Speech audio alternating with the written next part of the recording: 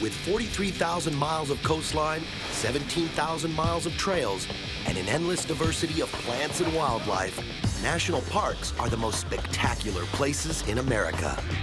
You can find some serious solitude in the 58 national parks.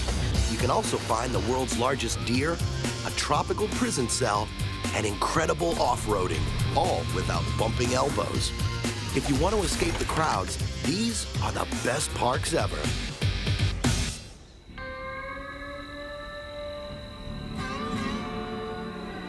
Getting away from it all gets tougher all the time. So if you want a grand experience where the canyons have less visitors and the graffiti goes back 3,000 years, there's nothing like the awesome outback of Canyonlands National Park. Out here, about 300 miles southeast of Salt Lake City, Canyonlands is a crowd-free park in the high desert. A total Eden for loners on the go. Covering 527 square miles, Canyonlands is the largest park in Utah. The Colorado and Green Rivers divvy up the park into 3 separate districts: Island in the Sky, the Needles, and the Maze. The most popular is Island in the Sky in the northern half of the park. It's named for obvious reasons, and it's popular partly because ample roads make it easy to reach. If this makes you loners a little nervous, don't worry. Island in the Sky gives you the best opportunity to take in the sights from the solitude of your own car, if that's your thing.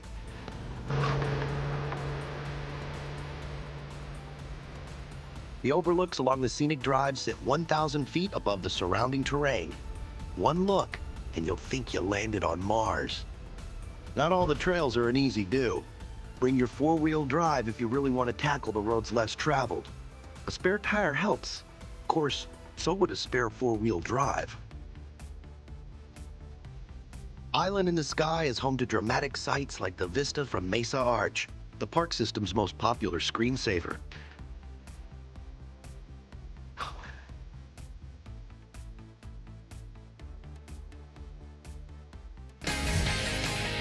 Musselman Arch is more of a bridge than an arch.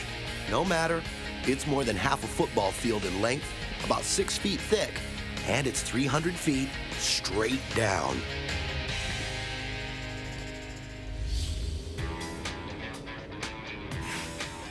The second section of the park is the Needles District. What else were they gonna name a place smothered in weird spires like the Cedar Mesa? This was all at the bottom of an ocean millions of years ago. Not anymore. So bring your own water.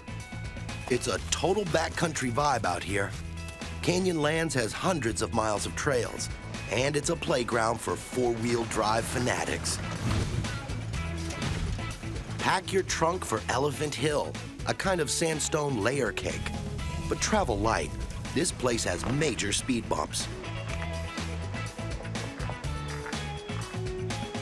Civilization doesn't make much of a dent out here. Forget cell phone service. You need a high-clearance vehicle and good insurance.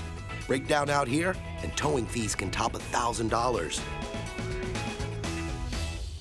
Finally, for the real isolationist, Canyonland's most remote district is the Maze. This place demands a certain self-reliance. You want to be on your own? You got it. Just don't be in a hurry. It takes time to explore.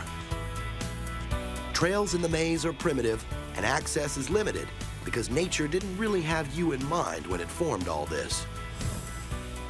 This is such a confusing network of canyons, Butch Cassidy used it as a hideout. And there's even one section in the park's southwest area called Robber's Roost.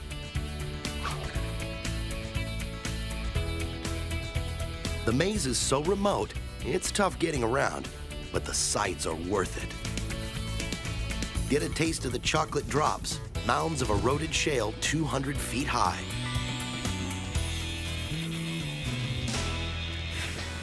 The hair-raising Flint Trail is a daredevil's favorite. Mountain biking is a big deal here, with more than 50 miles of trails to explore.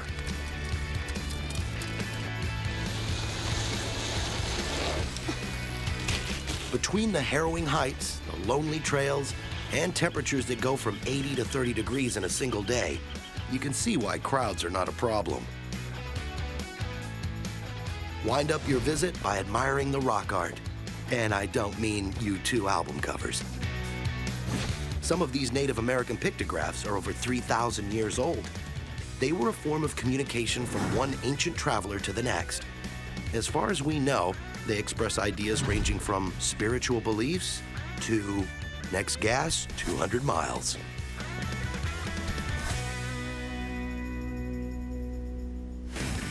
The ultimate experience you've got to try in Canyonlands Park is biking down the rugged Flint Trail.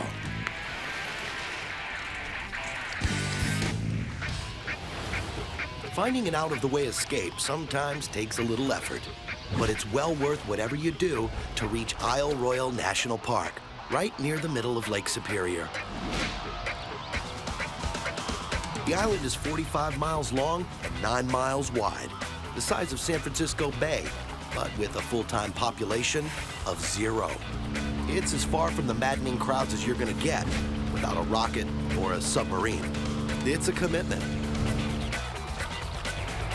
Actually, a sub might help because the park property extends 4.5 miles offshore into Lake Superior. You learn real fast that it doesn't take much to get some serious alone time. Getting to Isle Royale Park is half the fun. It's part of the offbeat adventure you came for. The only way is by seaplane, private boat, or on the local mail boat. You have to book ahead of time because the boat only takes groups of 20 or less. This nicely chokes off the surplus waves of humanity. It's why the island's wild country remains so wild. Make your way across the largest freshwater lake in the world, carved out by a glacier some 11,000 years ago. Watch the currents created by the 450 small surrounding islands it left behind. The park's primitive isolation is its main attraction. It's quiet, it's clean, it's only open from April to October. There are no wheeled vehicles on the island, which leaves lots of room for day hikes or campouts. Hike away from the park facilities, and it's as if man never found the place. Kind of nice.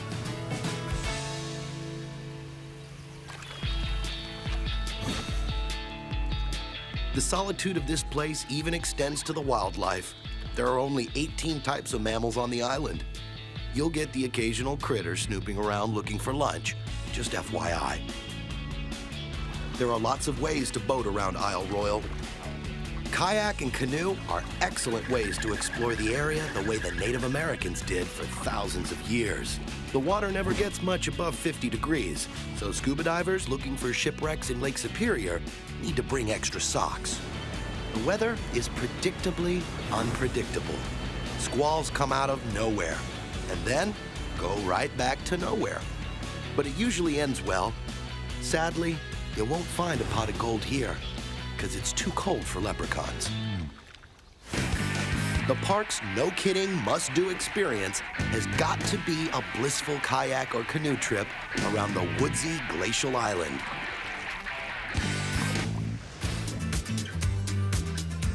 One good strategy for escaping the crowds is to find a park that's both gorgeous and strange. That unexpected combo is found off the coast of Key West at Dry Tortugas National Park. The fun actually starts 68 nautical miles east in Key West. It's the launch point for getting to Dry Tortugas. We usually think of Key West as the last land in an island chain that hangs off the end of Florida. The place is a hoot, full of gorgeous sunsets, happening nightlife, and all the entertaining weirdness you'd expect in a tropical playland. The Jersey Shore has nothing on this place. This is not, however, a place to come to escape the crowds.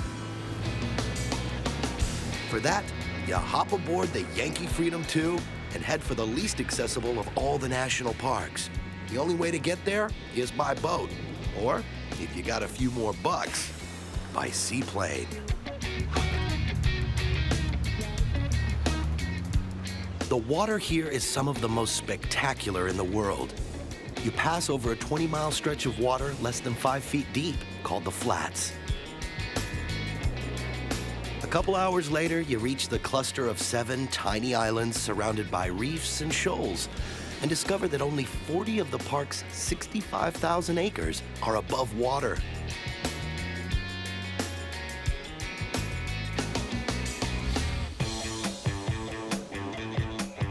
It's quiet and uncrowded here, even as you make your way through the haunting hulk of Fort Jefferson, the largest masonry structure in the Western Hemisphere. The walls are 8 feet thick. The whole place is made of 16 million bricks, and it was unfinished. It served as a military prison during the Civil War, and in 1865, it held the 4 men convicted of conspiracy to assassinate President Lincoln. They included Dr. Samuel Mudd, convicted of conspiracy because he set the broken leg of John Wilkes Booth after the assassination. During an outbreak of yellow fever in the prison, Mudd took the lead in caring for the sick. For this, he received a presidential pardon in 1869. Looking out from the fort, you can see the lighthouse built in 1825 to warn passing ships about the shallow waters. It didn't always work. Reefs rising up from these shallow straits were serious navigation hazards, and there are plenty of local shipwrecks to show for it. What's bad for shipping, however, is good for snorkeling.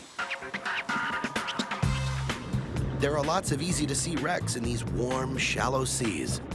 Dry Tortugas National Park is also home to the 3rd largest barrier reef in the world.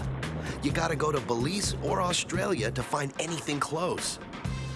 Just make sure you respect the locals, which include dolphins, stingrays, and the occasional friendly shark.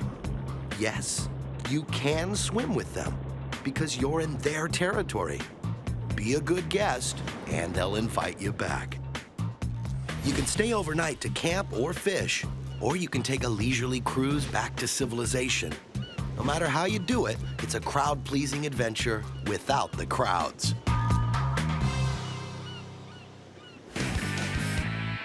Make sure you take time to have a serious think in Dr. Mudd's prison cell deep inside Fort Jefferson. Talk about alone.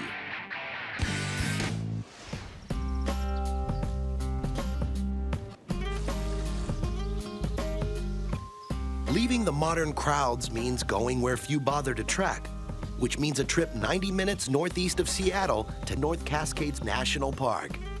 Colder and more spacious than most parks, the special thing here is that you'll be blown away by 9,000-foot peaks, and you won't have to share. What's weird about this place is that it's so close to civilization. It's not like you have to book a safari. The glaciers in North Cascades Park are like something out of the Ice Age. It's one of the snowiest places on Earth and has more than half the glaciers in the lower 48 states.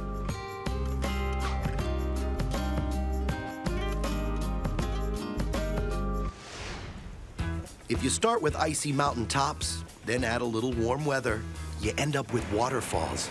Lots and lots of watery ribbons that gush, trickle, babble, and cascade into the wooded sections of the park. Once you're down in the forests of the wetter western side of the park, you've got about 400 miles of trails to explore. The place is so big, roughly a fourth the size of Long Island. Seems like a country all by itself. Meanwhile, the drier eastern half of the park is covered with ponderosa pine. This is some of the most epic mountain scenery on the continent, which is why the Cascade Range is sometimes called America's Alps. Yodeling is permitted.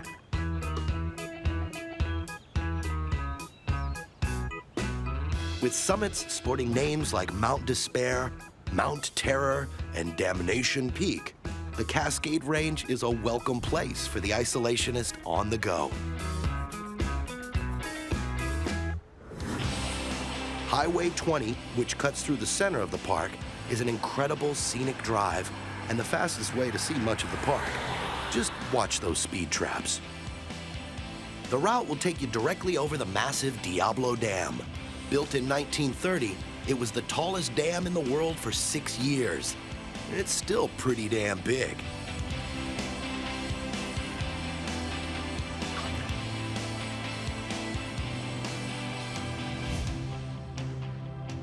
Keep heading east and you'll hit the amazing Ross Lake overlook. The lake is huge, 22 miles long. It's an excellent fishing spot for rainbow trout.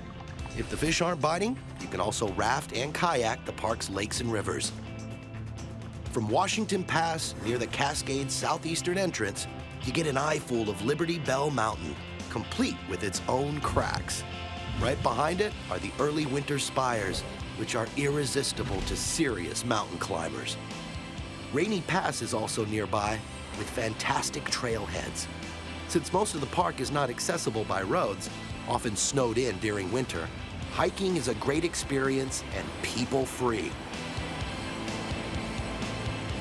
By car, by foot, by horseback, or by boat, North Cascades National Park doesn't disappoint. If you make it up here, do the Route 20 scenic drive over to the colossal Diablo Dam. Coming up, the buck stops here, and so should your car, in a massive park where you can soak in a rainforest or chill out on a mountaintop, all on the same day.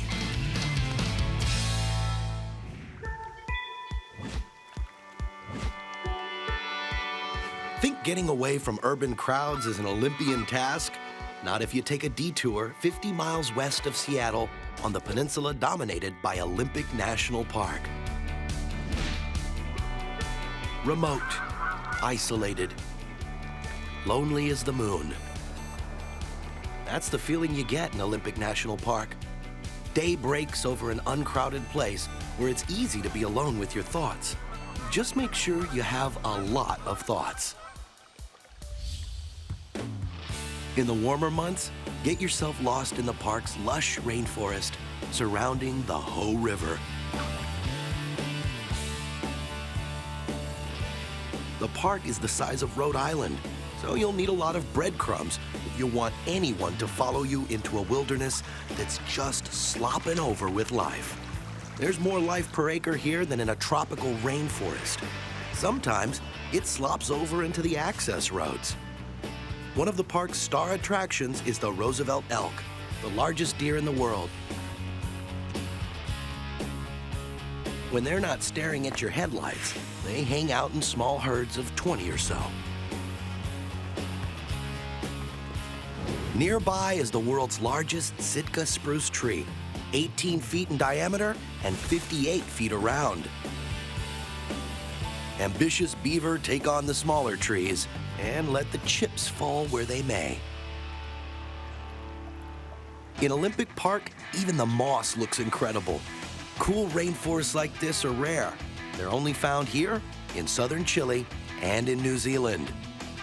The park's 73 miles of awesome, blustery beaches are also great for escaping the crowds. This is not the place to work on your tan. You won't be tripping over sunbathers around here. To seriously winnow away the crowds, however, head for the park's center and the Olympic Mountains, which top out at nearly 8,000 feet. Up here, the storms move in to create an environment that's the polar opposite of the rainforest because it's polar.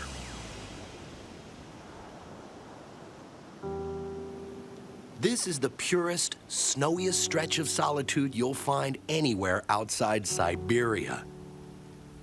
No noisy crowds, just the silent Ice Age magnificence of a park where the rain from down below turns into snow. And more snow. And more snow. Olympic Park's 600-plus miles of trails include scenic hikes for ambitious skiers who apparently don't get enough exercise just going downhill.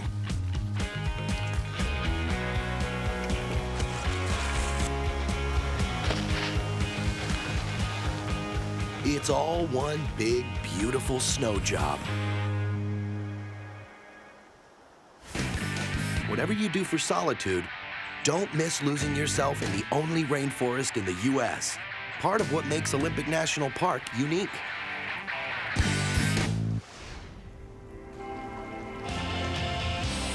In a world where cell phones pester you night and day, and social networking is almost a law, fleeing to these national parks is a guaranteed escape. They're low profile, nicely out of the way, and not always easy to reach, but they promise wide open spaces and lots of scenic solitude. Don't be afraid to veer off the beaten path and trek into unexpected corners of the continent. These are the best parks ever to escape the crowds.